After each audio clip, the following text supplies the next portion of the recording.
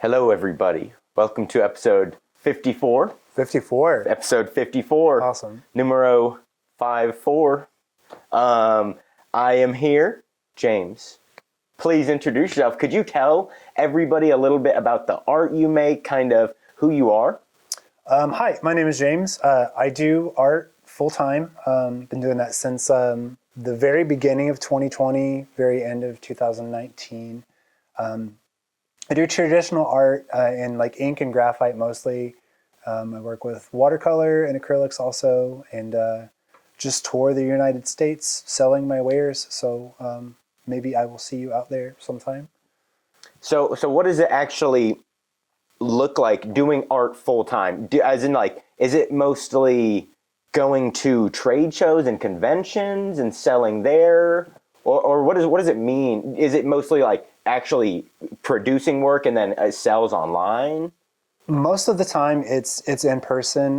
Like I do have the website set up and social media and all that, but the massive majority is meeting someone, having the conversation, and somebody being like, well, tell me about this piece, what does this mean to you? Or what is this about? Or conversely, them saying this piece resonates with me because of, a part of my child, like an example, Fairborn Halloween Festival last year, someone's very first pet was a rabbit, and I've done like a few little white rabbit guys, and I had like an anthropomorphic rabbit who just like stood massively tall versus the landscape that it was in, and that's the piece they ended up taking back home with them to New York because that was their first pet. So they got to tell their story, whereas a lot of times I will tell my story, like what this art means to me. I love it so much more when they're like, this is what your art means to me, and that thing. So I prefer the interactions in person because you don't get to have a conversation with a transaction, you know what I mean? Yeah. It never happens that way. People are like, I bought the art,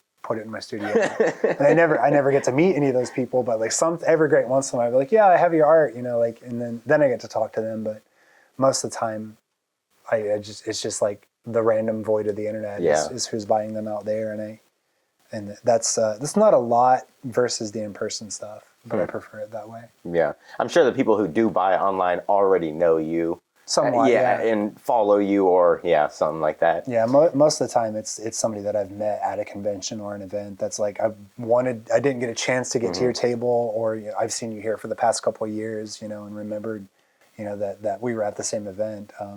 But it's really rare just out of the blue to get, especially like a big order, because my art's super weird. It doesn't really fit. You can't put that in the bank, or something like that. And it doesn't work like that for, like corporate art or anything like that. But yeah, every once in a while I'll get like an art studio that'll buy like a piece or two to set up there. Yeah. Have you ever had any corporate or any surprise, like, wow, I would never have expected X to buy this? I have the ability to go check those things on the website and like the metrics, but I've made it a point not to find out exactly where some of that stuff's got. Like if I recognize a name, that's different, because a lot of it's repeat business. But if I get like a random, like 32 billion commerce way or something, like I mind my own business, so that I don't know where that stuff's going. But there might be one or two out there. Yeah. Because I've done some stuff that's not too risky to put in a corporate environment. Like some flowers and things here and there, but they're still kind of weird in their own way, and maybe that's what's making it over to the corporate landscapes. Yeah. I feel like I should clarify also that I wasn't just trying to incite like not tax fraud, but like, I don't know, stealing data or something from people. No. I have all the data and it's given to me through the website, but like I'm just choosing to mind my own business because I feel like if I know they have a better house than me, I'm like you only spent X amount of dollars and that's where you're living. Like I can't have that like running through my head all the time. So yeah, I just choose not to worry about it. Yeah. So when you started in 2019, kind of going full time, what did it look like before? Like in 2019, did you know that you were going to be going full time, or what did the start of it actually mean? What did it look terrifying. like? It was absolutely terrifying. I had I had a corporate cushy job, like the 501k, and we had the SUV, the side by side refrigerator, the white picket fence, all that stuff. Like the basic, like how America lives. Like we had that going on, and life happened, and I ended up getting full custody of my son. So I'm sitting there like, okay, like how do I do life now? Like things are so much different. So I cashed in said 401k and bought some art supplies and just like started like hammering away at it every night. And my very first customer was my my childhood friend William Chastain. William, if you're seeing this, hi, I love you. You're the best. Hi, William. But he was like, hey, can you make some Universal monsters for me to put up in my office? And I'm like, absolutely, dude. And that was a huge motivator for me, like more than I've ever said, is seeing someone that I have such a long and strong history with still wanting to support what I'm choosing to do at that point. So, but yeah, it was really scary. I started literally during the pandemic, so everyone that was like seasoned veterans of the convention and stuff, they're like, hey man, don't worry, it gets better than this. But I didn't know the difference at the time. Like I thought anybody showing up was good for business at that point. But there was one convention had decided, that they were gonna keep running, and that was Days of the Dead. And my first convention ever was in Indianapolis, and they got a lot of heat online for having an in-person event, during that time period. But they were going through all the precautions, like the social distancing, the mask, and they were checking all that stuff, and I feel like if you're choosing to go to an event, during that, like there's a little bit of personal responsibility there because nobody was doing it at the time, Yeah. So, and people were stuck in their homes and just like begging for something Yeah. to do Yeah. at the time. So yeah, but it was scary. I wouldn't change it for the world though. I love being home with my son every night. I love being able to create art with him and being able to be his father first and not just a guy who shows up at 5:30 saying where's dinner, or however other people do. I don't know how other people do it, but that's how I envision it in my head is a very transient father figure, and I don't want that for him. So Yeah. Wow. So, I mean, how do you just do that? Make that jump, cash in that 501k? It's like it's a scary thing, and I feel like if you're in a position to where you are just comfortable enough at a job to where they can keep you under control, under their thumb, like that's how you're going to end up living, So losing that security net of being like, I don't have the ability to go work full time and be a father full time. I can't do both. I got to choose one. Obviously, I'm going to choose my son. So not having that security blanket anymore was what really made me able to have the motivation to do it. If I was like, if I don't figure something out right now, then this looks really bad, going forward. So yeah, it was the pressure is what, yeah. And it's a lot more than any 9 to 5 could ever be. Because you have the pressure. Yeah, because you've got to motivate yourself. There's sometimes literally no days off for weeks at a time, but we catch our breaks when we can. But yeah, it's because you have to stay motivated. Otherwise, you don't get paid. And it's not, you don't have vacation days that you can just cash in sometimes.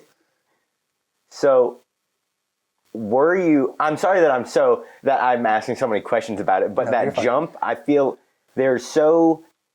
I've met so many people who would do anything to do art full time, except so few people have figured it out. Yeah. So I'm intrigued. There's no figuring it out at all. It's if you don't make it your entire life and being, if you don't dedicate yourself to a thing, it will just literally never happen. Life happens so fast that, I'll draw tomorrow. I'll put it on the back burner. I've got to go do this, or I've got to sit there and I've got to figure out X, Y, Z, or whatever. You've got to make time for it. You've got to make time for it daily. You've got to learn how to. I was very introverted when I started, like the tiniest, smallest voice you could ever find on a human being, and I would not make eye contact. I would look down. I would not initiate conversations with people, let alone try to start a commission with someone. I couldn't even be like, hi. like I didn't have that in me, but the people skills are super necessary because they, art, especially nowadays, you can just type in a prompt and get art if you want that. But if you want like real art from a human being, you're going to want to talk to them about where did they come up with this idea? Who are you? Are you local? Do you do commissions? Could you draw my dog in like a super creepy bat wings with fangs? Like there's so many questions you've got to be able to answer for people. So yeah, it's you either you do it or you don't, and if you're thinking about doing it more than you're doing it, it's just never going to happen, Yeah. Yeah. So could you tell me a little bit about why you think you've just been so immersed in art your whole life? For me, it started in grade school. I started to get into the scary stories to tell in the dark books, like primarily for the illustrations, and then they were very surreal. Like you could tell what you were looking at, but something was off about it. And I was like, this hits a cool part of my brain, and so like I picked up a lot of my art style from children's illustrations and like the combination of like how the story versus this image made you feel. And after that, I got into Spawn, like the comic book, and learned that that Todd McFarlane was not only like an amazing artist, but like a really good businessman. Like he was able to create Image Comics and able to create an OC that resonates with so many people because of his tragic backstory. And he had just this art style that was instantly recognizable. Like if you saw Spawn, you knew it was Todd McFarlane. But if you saw Spider-Man drawn by Todd McFarlane, you knew Todd drew it. It was like he was able to build this brand that he never really had to. He didn't have to be the face of it, but later on he was. And seeing that like you can make art and a real job, at least at that time, it was a lot more possible than it is maybe now with like the current trends of the market. But seeing so many people that I looked up to making that their full-time thing, I was like, this dude has action figures. Like that's insane. Like I can go buy his toys at the store. So yeah, it was, I feel like that's what I've always wanted to do, or what my hands were meant to do, like if that makes any sense. What's the most fun part about doing it? The most fun part about doing it is when your weird little creature comes alive, like a thing that did not exist before exists now. And there's, depending on other people's perceptions of it, it might be their favorite thing ever, or it might be like the thing that gives them nightmares for the rest of their life, or it might be the thing that inspires them to start creating something, like just the ability to not necessarily play God, but play around with the clay a little bit and create a little creature and send it out in the world. I feel like that's the most rewarding part for me is you give it a name and you throw it into the scanner and you send it out in the world, and now it exists, whereas an hour before that it did not exist. Yeah.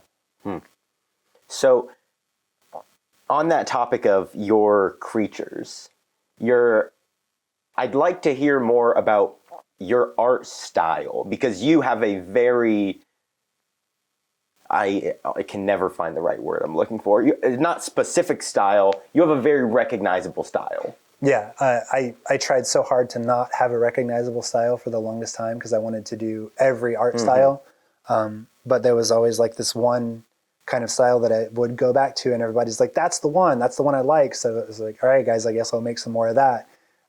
But yeah, it's a world that the skies are completely white.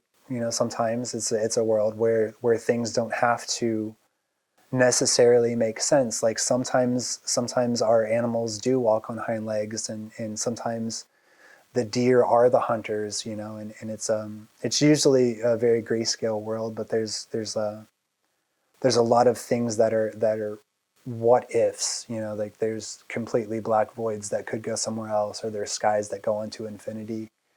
If you have the imagination for it, that is, a lot of times people just see it as like doodles or whatever, but they all exist in kind of the same universe.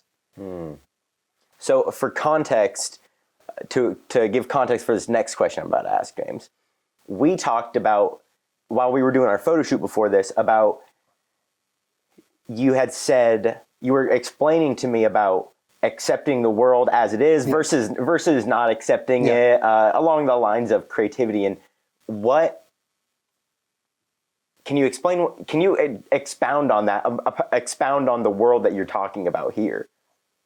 I feel like in the real world, things exist like as they are. You know, we're in a very modern age. You know, with light bulbs and stoplights and people in suits on television and stuff like that. And the world that I create is more timeless than that. You're never going to see a modern vehicle, or you're never going to see anything that exists in a specific time frame.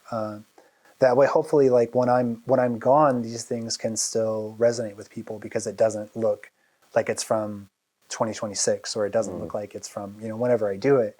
And the idea would be that this could be anyone's subconscious at any given period of time.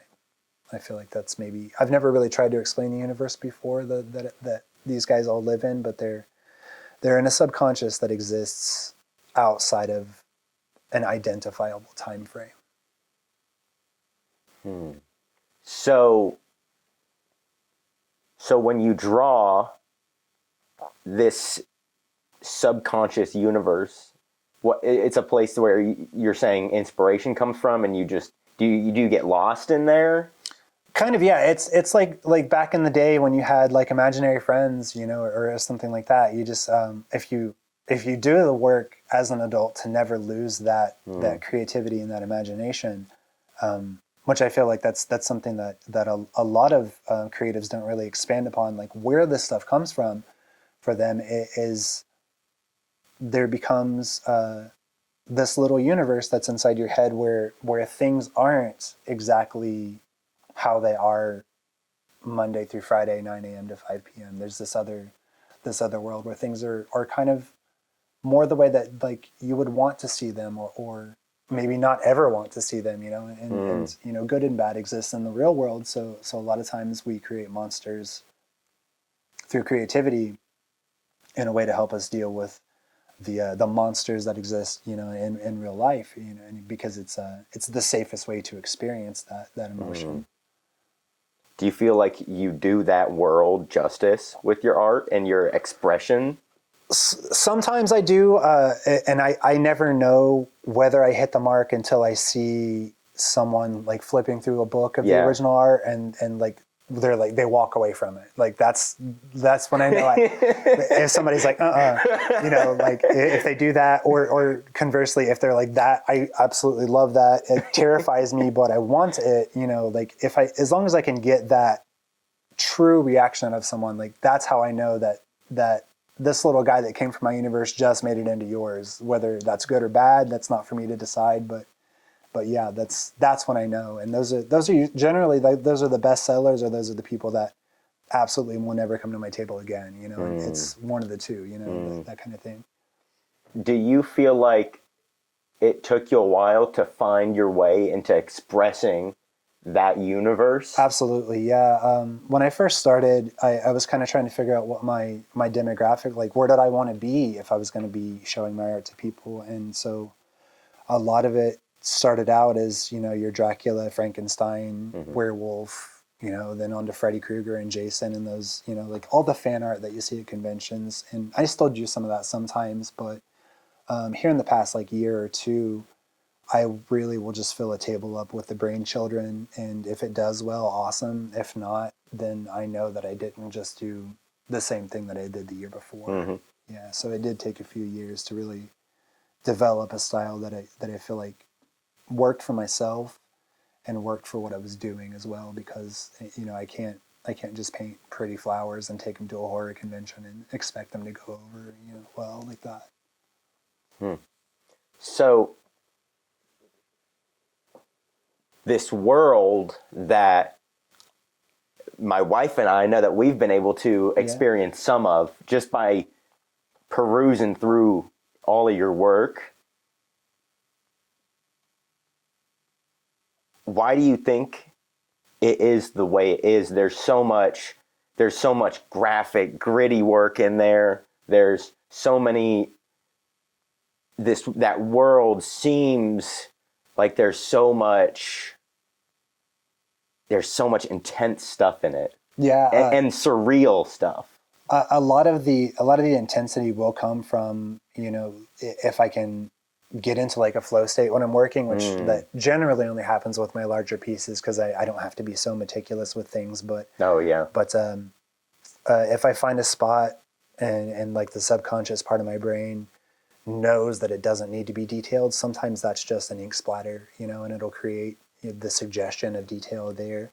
A lot of it is like the materials that I've chosen to work with. I find what will consistently create a texture versus what's going to let me down on a random Tuesday and just crap out. So I know the exact tools that I like to use and like what surfaces I like to use them on. And I think that's more so than anything, that's what creates the continuity in the world, is that it all has that same, it's all got its same, like the black and white film grain. It's like everything lives in that universe because of the textures and the vibe that's associated with it.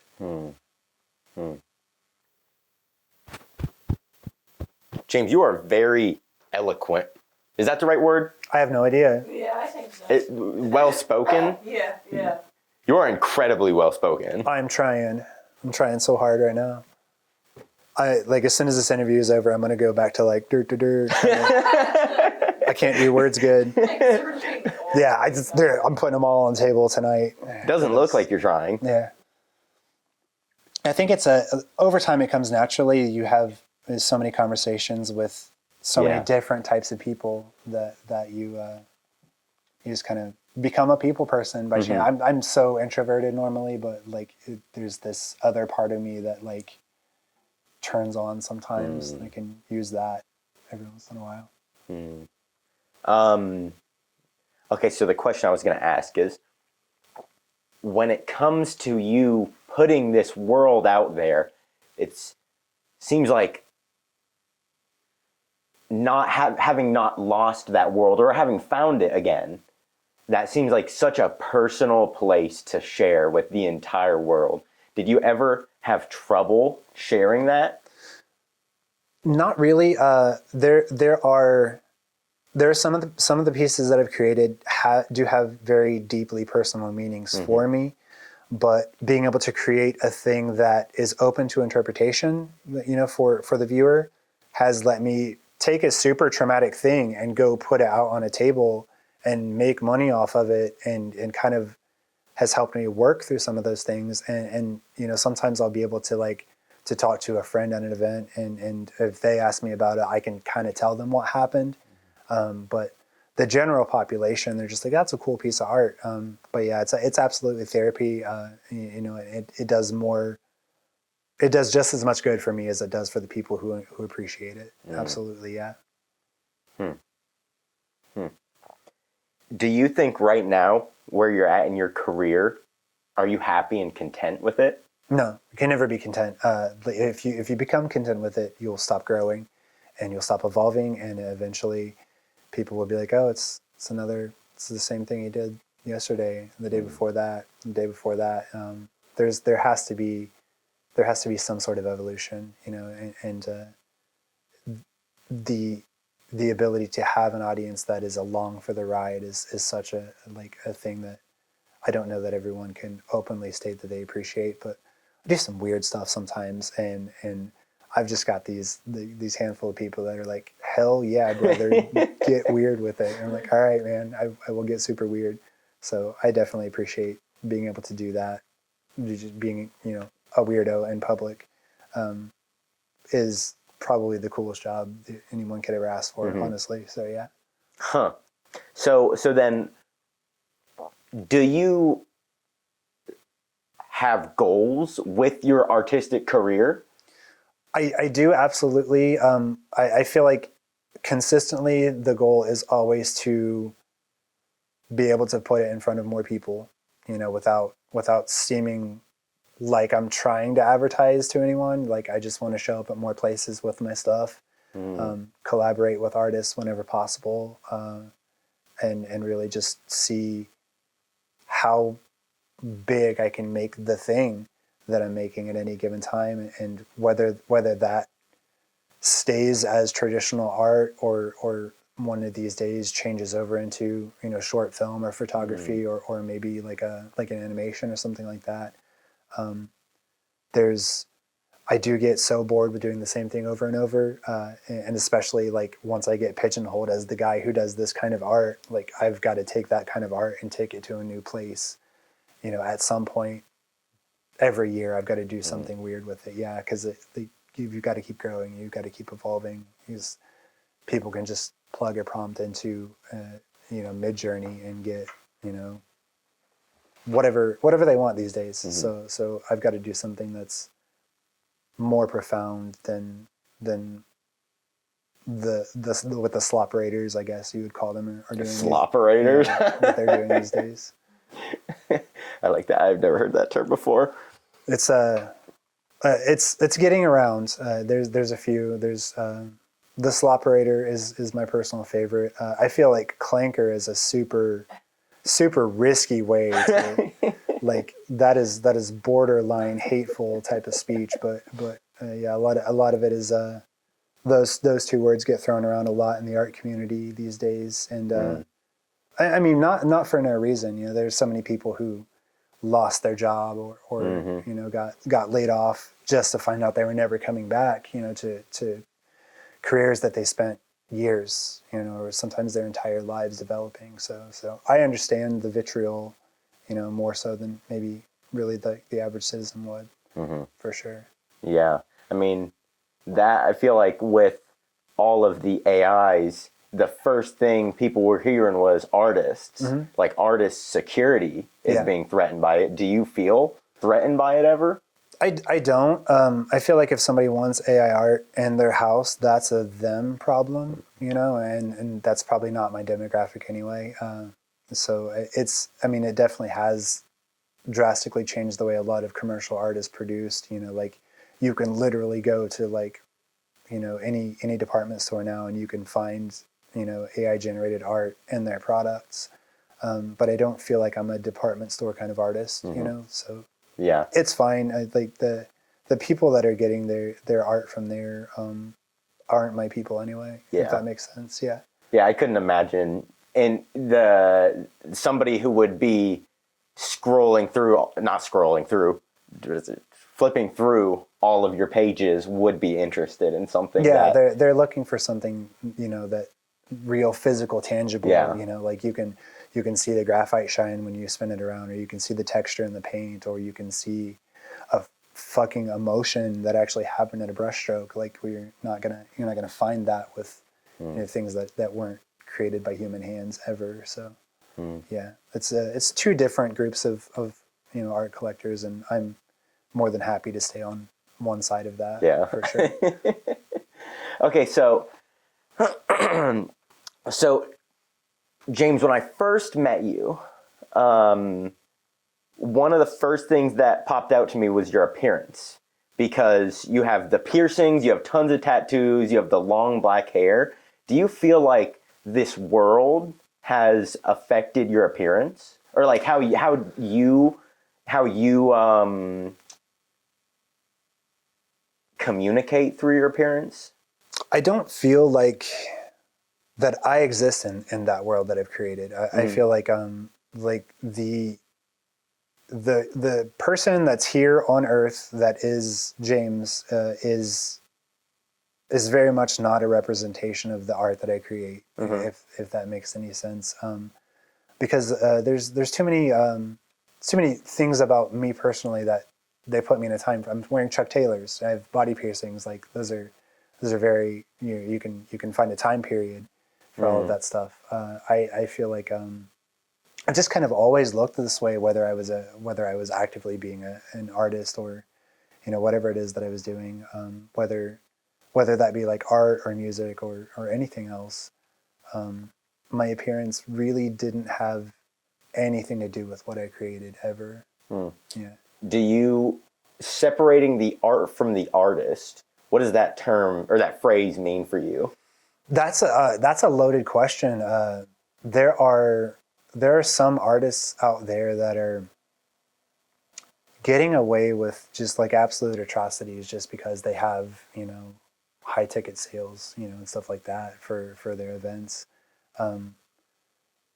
For like separating the art from the artist is almost an impossible thing to do because that art is coming from that person and the life that they've experienced and the way that they're choosing to show you their world.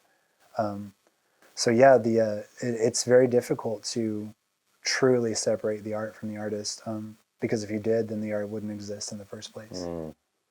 Yeah. So, to getting to where you are now in life, what do you think have been the greatest lessons you've had to learn? The greatest lesson I ever learned was overextending myself to a very difficult show to be able to attend and not making enough money to have the hotel room and sleeping in my car in Las Vegas, Nevada. It's one of those things that will really tell you, hey, maybe you're not putting enough work into what you're doing, or maybe you phoned it in that day, because we don't have, like I said, we don't have the vacation days, and we don't have the thing to fall back on. Yeah. So if you sign up for a thing and you don't put your whole self into it, you might not even break even sometimes. And that was a huge lesson. Like I never expected it to be easy, but I needed it to actually be hard one good time for me to really understand what that meant. Yeah. Well, I mean, I think it says a lot that the hard was, and I don't know all of your story, but if the hard was not putting enough into an event to earn what you needed to earn, I think that says a lot. That, because I don't know, I feel like myself, I would require more. Where if I didn't put the work in necessary, I feel like that is for just one event, that's such a quick response, almost like, yeah, like man, you're dedicated. You find out about yourself immediately when it comes to those things, because like especially when you're first starting out, it's hard to get a table on an event because nobody knows who you are, nobody cares who you are or what you do. But so when you do get the table, you're like, I'll spend however much money it takes to get to it, and then you find out that like maybe you don't have quite what it takes yet as far as artistic skills or people skills, because like some of these events that you go to, these are published artists. These are people who everybody knows who they are, and it's stiff competition, especially if they put you like in an artist alley and it's like everybody that you've ever looked up to is in the same room as you, and you're like, I'm in over my head right now, aren't I? Yeah. So, but you learn what it takes and whether you have what it takes pretty much instantly, because if you don't have what it takes, you're probably gonna be sleeping in the car that night. If you really, put everything you had into a show, that's when you learn you've got to do what it takes and find out where you're failing at, whether it be having the conversation, with people, or having the ability to create art that's compelling for people. How does somebody have the ability to create art that's compelling? It's hard sometimes to be able to identify it, because I become so used to the things that I create, that I'm desensitized to whether this is going to resonate with somebody or not. So a lot of times it's dumb luck. I'll create like a little weird guy, and people are like, that's the thing because of this reason. You never know who is going to resonate with a piece until you try new things and you put it out there. So a lot of it is iterations. You just keep putting in the work, and sometimes you fall flat. You're like, oh, I guess that wasn't my best work. But you have to present your best attempt at things to your audience and kind of let them decide whether it's compelling or not, because I know I can't tell for myself whether it's compelling, because I spent, the last 2 weeks with this guy. I'm done with him. I'm over him already. I'm the next thing. How long do I know you do so many different types of canvases, sizes, mediums. How long do you usually spend on a project? It really just depends on whether it's going to fight me to the bitter end or not. Sometimes I can create, like one big guy every day, and that's really like when I'm really in my element. But sometimes I'll work on a smaller piece that I will spend 2 weeks on, and I will rip it up and throw it away, and nobody ever sees it. It ebbs and flows. It's just like any other job. You have your wins, you have your good days, you have your bad days. So it's different for each project. So, as kind of just to record it down, how much time would you say you actually spend like doing art or art career adjacent things, maybe the boring things, web work, stuff like that? It's pretty much all day, every day. Like people who don't want a 9 to 5 will work so much harder at not having that 9 to 5 to where it becomes 6 to 6, like from the moment you wake up till, when you go to sleep, you're answering emails, you're updating your website, you're booking your next show, you're buying art supplies, you're learning about art supplies and techniques. It never feels like work, because I feel like if you're doing it right, it just becomes like your lifestyle. It's home base for you. It's where you live. Yeah. Would you say that you're obsessed? Yeah, have to be. If not, then I got to do something else, and I don't want to do something else. Yeah. Do you ever find it? Sometimes when I get into those modes where I feel obsessed, I almost wish I wasn't, because of the amount of time it takes away from the rest of life. Do you ever feel that way? Sometimes, yeah. I will lose a lot of sleep if I'm trying to work through a specific aspect of an art piece, and then the next morning I'm just like, well, I guess like that day is shot, that kind of thing. Whereas I feel like I would have been a lot more productive had I just set it down, come back to it with fresh eyes the next day, which I'm learning how to do. I'm learning how to not pull the art all-nighters like I used to. But like back in the day, I had to get it done at 4 a.m. for no good reason, just because I couldn't not do it.